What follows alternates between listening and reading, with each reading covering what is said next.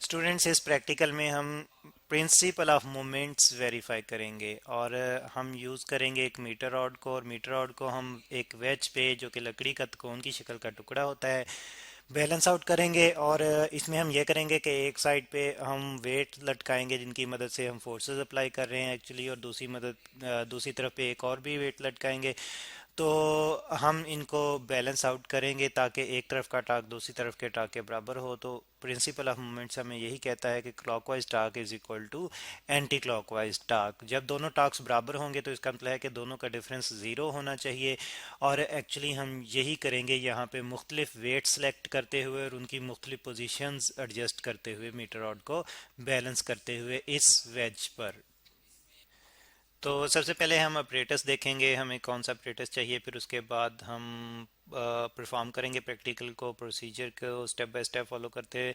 और इसी दौरान में हम मेजरमेंट्स लेंगे और फिर उसके बाद हम मेजरमेंट्स को यूज़ करते हुए कैलकुलेशंस करेंगे, जिसकी मदद से हम फाइनल रिजल्ट पे पहुंचेंगे। यानी कि हम देखेंगे कि क्लॉकवाइज मूवमेंट जो है वो एंटी क्लॉकवाइज मूवमेंट के बराबर आता है, और तब बराबर आता है जब मीटर रॉड जो है वो बैलेंस हो वेज पे।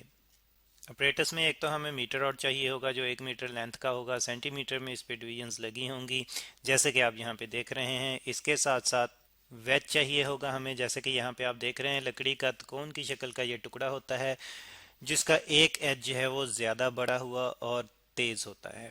और फिर हमें जो है वो वेट्स चाहिए होंगे, स्लॉटेड वेट्स इस्तेमाल करेंगे स्टूडेंट्स यहाँ पे जैसे कि आप देख रहे हैं, और 3 स्लॉटेड वेट्स अब उनके हैंगर्स के साथ जो है वो हम लेंगे।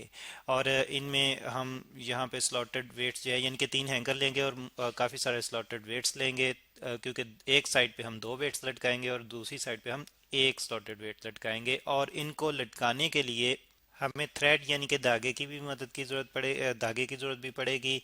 और इसकी हम लूप्स बना लेंगे, 3 लूप्स बना लेंगे, और एक साइड पे 2 वेट लटकाने के लिए, दूसरी साइड पे एक वेट लटकाने के लिए। इन लूप्स को हम मीटर रॉड में डालेंगे और फिर उसके साथ नीचे जो है वो हम वेट लटकाएंगे। तो ये तो हो गया ऑपरेटर्स। अब प्रोसीड करते हैं, सबसे पहले अरेंज करते हैं अपने इसी ऑपरेटर्स को। सबसे पहले तो मीटर रॉड को बैलेंस करेंगे वेज पे। और हम जानते हैं कि मीटर रॉड का जो सेंट्रल पॉइंट है वो 50 सेंटीमीटर पे आएगा, 50 के मार्क पे। तो 50 को हम एज इस वेज के एज पे रखते हुए, किनारे पे रखते हुए जो है वो हम बैलेंस आउट करेंगे इस मीटर रॉड को। और मैंने इसी पॉइंट को ओ से रिप्रेजेंट कर दिया है। एक्चुअली स्टूडेंट्स ये पॉइंट जो है यानी कि 50 सेंटीमीटर मीटर रॉड का सेंटर ऑफ ग्रेविटी है, यानी कि सारे का सारा वेट जो है वो दोनों तरफ से इक्वली इसी पॉइंट पर एक्ट कर रहा है, इसलिए मीटर रॉड जो है वो बैलेंस पोजीशन में है। अब इसके बाद हम ये करेंगे कि हम दोनों तरफ वेट्स लटकाएंगे। सबसे पहले तो सेंटर ऑफ ग्रेविटी जो मीटर रॉड का हमने देखा है, एडजस्ट किया 50 सेंटीमीटर, वो मैंने यहाँ पे नोट डाउन कर लिया है। अब अरेंजमेंट की तरफ आते हैं।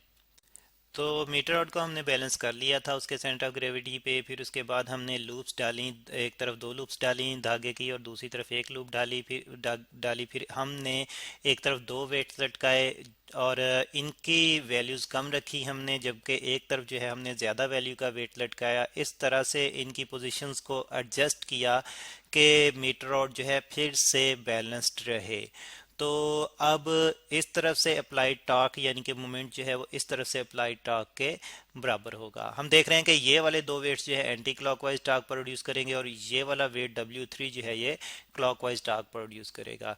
तो अब इनके स्लॉटेड वेट्स के जो मैसेज यहाँ पे मैंने लिए हैं वो नोट डाउन करूँगा और साथ में इनको कन्वर्ट करूँगा इनके वेट्स में, और फिर इनकी पोजीशंस भी नोट डाउन करूँगा। सबसे पहले तो W1, W2 और W3 स्लॉटेड वेट्स जो मैंने मैस लिए हैं वो नोट डाउन करूँगा टेबल में और कन्वर्ट करूँगा वेट्स में।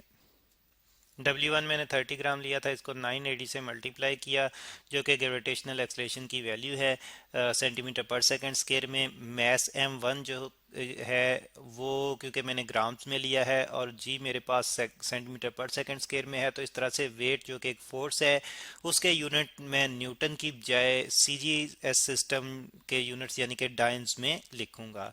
तो जब हम मैस को ग्रेविटेशनल एक्सलेशन के यूनिट को छोटी वैल्यूज में रिप्रेजेंट करते हैं तो वेट के यूनिट भी यानी कि फोर्स के यूनिट भी हम डाइन्स में रिप्रेजेंट करते हैं। तो W2 जो है इसको भी मैं यहाँ पे नोट डाउन करूंगा। और ये भी स्टूडेंट्स मैंने 30 ग्राम ही लिया था, मल्टीप्लाई किया 980 से W2 को वेट में कन्वर्ट करने के लिए। तो अब W3 की वैल्यू मैं पुट करूँगा। W3 के लिए मैस मैंने 90 ग्राम लिया था, उसको मल्टीप्लाई किया 980 से वेट में कन्वर्ट करने के लिए। अब स्टूडेंट्स मैं इनकी पोजीशंस नोट डाउन करूँगा, A B C। तो आप देख रहे हैं W1 की पोजीशन A जो है ये 10 सेंटीमीटर पे है। W2 की पोजीशन B जो है वो 18 सेंटीमीटर है, और W3 C की पोजीशन जो यहाँ पे मैंने C से मार्क की हुई है वो 74 सेंटीमीटर पे है। तो ये वैल्यूज़ मैं नोट डाउन करूँगा, यानी कि 10, 18 और 74 पोजीशंस मैंने नोट डाउन कर ली हैं। मज़ीद स्टूडेंट्स नेक्स्ट कैलकुलेशंस करने से पहले मैं अपने इसी प्रैक्टिकल को दोहराऊंगा, और दोहराने के लिए मुझे क्या करना होगा, मुझे W1 W3 W2 के जो मैसेज हैं वो चेंज करना पड़ेंगे, साथ ही इनकी पोजीशंस भी मुझे चेंज करना पड़ेगी ताकि मीटर रॉड जो है वो दोबारा से बैलेंस्ड ही रहे। तो मैसेज मैंने चेंज किए और दोबारा से एहतियात से लटकाया और पोजीशंस एडजस्ट की ताकि दोबारा से क्लॉकवाइज टार्क जो है वो एंटी क्लॉकवाइज टार्क के बराबर हो और मीटर और बैलेंस्ड रहे। अब स्टूडेंट्स W1 W2 के जो नए मैसेज मैंने लिए हैं, इसी तरह से W3 का जो नया मैसेज मैंने लिया है वो नोट डाउन करूँगा, और साथ में फिर इनकी पोजिशंस भी नोट डाउन करूँगा। तो अब स्टूडेंट्स मैंने W1 के लिए मैथ्स M1 जो था 40 ग्राम लिया था, इसको 980 से मल्टीप्लाई किया। W2 के लिए जो मैंने मैथ्स लिया था वो 20 ग्राम लिया था और 980 से मल्टीप्लाई किया, और W3 के लिए जो मैंने मैथ्स लिया था वो 80 ग्राम लिया था और इसको भी 980 से मल्टीप्लाई किया। अब इनकी मैं पोजीशंस नोट डाउन करूंगा। तो स्टूडेंट्स पोजीशंस जैसे कि मैंने ए बी और सी से रिप्रेजेंट की हुई हैं, तो W1 की पोजीशन जो है वो मैं देख रहा हूँ कि 13 सेंटीमीटर है, और W2 की पोजीशन B जो है ये 20 सेंटीमीटर है, जबकि C जो है ये 76 सेंटीमीटर है। तो ये वैल्यूज़ मैं टेबल में नोट डाउन करूँगा। तो वैल्यूज़ मैंने नोट डाउन कर ली हैं पोजीशंस की भी। अब मैं फिर से दोहराऊंगा प्रैक्टिकल को एक दफ़ा, और फिर से मैं ये करूंगा कि वेट्स चेंज करूंगा, यानी कि मैसेज चेंज करूंगा स्लॉटेड वेट्स में, और साथ में उनकी पोजीशंस भी चेंज करूंगा ताकि मीटर और जो है वो बैलेंस्ड ही रहे। तो तीसरी दफ़ा भी मैंने मैसेज चेंज किए W1 W2 और W3 के, और साथ में इनकी पोजीशंस भी इस तरह से एडजस्ट की कि दोबारा से clockwise torque anti clockwise torque के बराबर हो और मीटर रॉड बैलेंस्ड रहे। तो अब मैं जो वैल्यूज़ यहाँ पे मैसेज की ली हैं वो नोट डाउन करूँगा, और इनकी पोजीशंस जो हैं वो टेबल में नोट डाउन करूँगा। तो स्टूडेंट्स W1 के लिए मैथ्स मैंने 30 ग्राम लिया था, और W2 के लिए 50 ग्राम लिया था, और W3 के लिए 100 ग्राम लिया था, और इनकी जो पोजीशंस हैं वो भी मैं नोट डाउन करूंगा चेक करके। तो पोजीशन A हम देख रहे हैं कि 10 सेंटीमीटर पे है, पोजीशन B 22 सेंटीमीटर पे है, पोजीशन C जो है ये 76 सेंटीमीटर पे है। तो तीसरी दफ़ा के लिए भी मैंने पोजीशंस नोट डाउन कर ली हैं। अब सबसे पहले तो मैं फर्स्ट रीडिंग्स जो हैं इनके लिए मैं कैलकुलेशंस करूंगा, और पहले तो मैं distances from the centre of gravity जो कि मोमेंट आर्म बनेंगे इनके वो फाइंड आउट करूंगा। ओ ए फाइंड आउट करने के लिए ओ में से ए को माइनस करूंगा। ओ जो कि सेंटर ऑफ ग्रेविटी था मीटर रॉड का 50 सेंटीमीटर है, और ए हमारे पास 10 सेंटीमीटर है फर्स्ट रीडिंग के लिए, तो ओ ए हमारे पास 40 सेंटीमीटर आ जाता है। यहाँ पे हम नोट डाउन कर लेंगे value. O B find out करने के लिए ओ में से बी को माइनस करेंगे। ओ 50 सेंटीमीटर और बी फर्स्ट रीडिंग के लिए 18 सेंटीमीटर है, माइनस करेंगे 50 में से 18 तो 32 सेंटीमीटर ओ बी आ जाएगा, और यहाँ पे हम नोट डाउन कर लेंगे वैल्यू। ओ सी फाइंड आउट करने के लिए सी में से ओ माइनस करना पड़ेगा, क्योंकि सी जो है उसकी वैल्यू ज़्यादा है।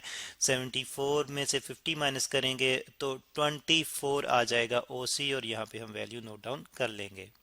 अब स्टूडेंट्स मैं एक और टेबल बनाऊंगा जिसमें क्लॉकवाइज और एंटी क्लॉकवाइज टास्क को कैलकुलेट करूंगा इसी डाटा को इस्तेमाल करते हुए।